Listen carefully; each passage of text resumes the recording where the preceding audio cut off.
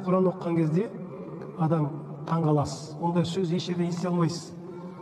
Міне 15 ғасырдан асып кетті ме Құран түскеніне, әлі күнге дейін Алланың сөзінен артық сөз адам ести алмайды.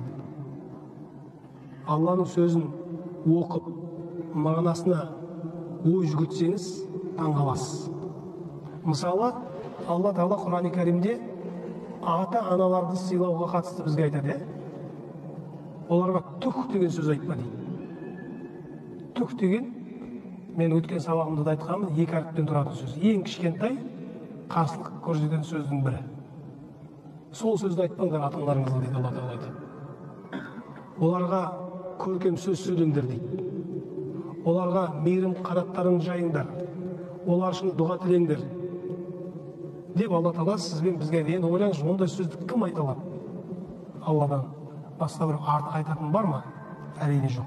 Ата-аналарымызды айтады, дұға тілеген кезде, қарашы, адам ойға салсаңыз, біз кішкентай кезімізде, сәби кезімізде, ата-аналарымыз бізге мейір, шапағатын төгіп еді.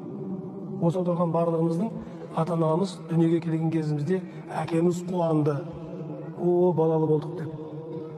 Анамыз қуанды, олар бізді жақсы көрді, түнде ұйқысын бұзды, бізге шай берді, тамақ берді, нан берді, әйтеуір біз бақты қақты, неше жыл бізге қуанып, жақсы көріп бізді бақты. Мейірім.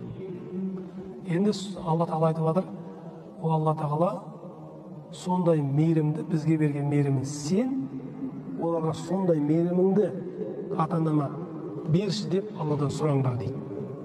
Қандай керемет Алланың сөзі. Ата-анамызға солай Құдайдан тілек тілеуіміз керек екен. Бұны Алла Тағала бізге Құранда үйретті. Осындай аяттарды айта берсек өте көп.